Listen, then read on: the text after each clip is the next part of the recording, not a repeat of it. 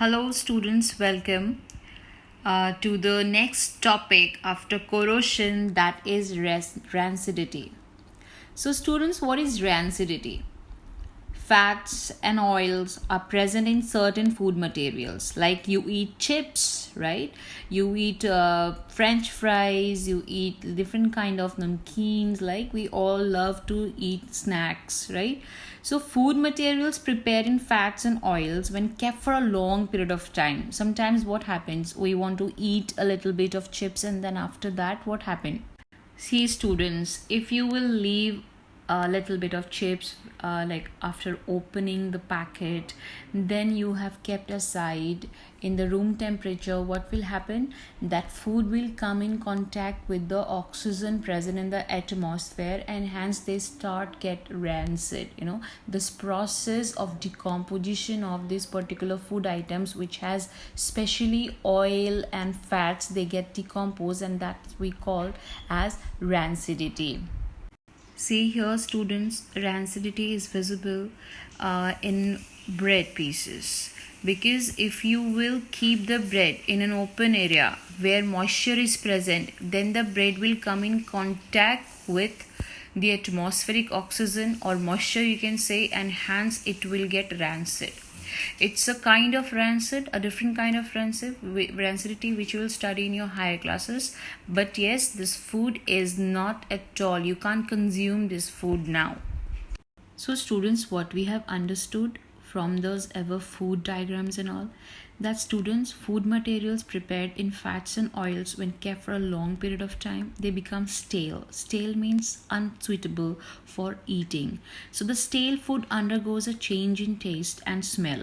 It has a agreeable smell and an unacceptable taste, so you can't eat it. That's why whenever you keep something inside, something outside without being covered, those food get moist and you can't consume that.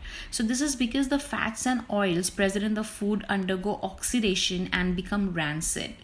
Oh, and that rancid is like sour in taste, sour or stale, you can say. The food becomes sour or stale.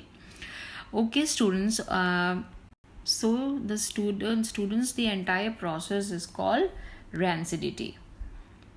See, students, we have ways of prevention of rancidity.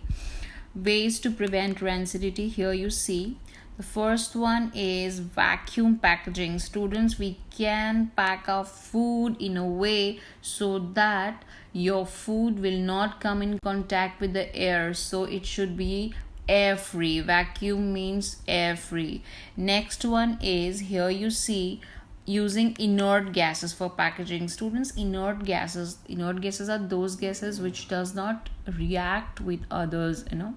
So if you use, like, nitrogen is generally used for packaging. If I fill nitrogen in the chips packet, we always complain that why chips is less and gas is more. So students, the gas is there because to protect the oily and greasy food from getting rancid.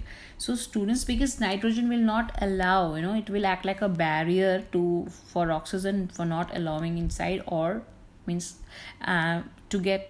to make a barrier. Students, you see, using antioxidants we can use. Students, there are some antioxidants you will study, but it's not given in your book, but I would like to mention. One of the antioxidant is BHA, that is butylated hydroxyanisole, and BHT, that is butylated hydroxytoluene.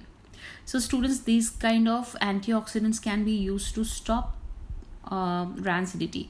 One is refrigeration. Refrigeration is very easy, which you can, whatever food item you have at your home, if you have opened that, after opening that, if you don't want to consume all, keep it in the refrigerator. Because of less temperature in the refrigerator, oxidation will go slow. So in cold temperature, oxidation goes slow. So students, here you see, storing in a dark place. Students, if you store the objects in dark place, then also oxidation will get slow, because in dark areas there is no heat, there is no light, so oxidation will go slow. So students, this will help you to make the notes, and thank you. Complete your work.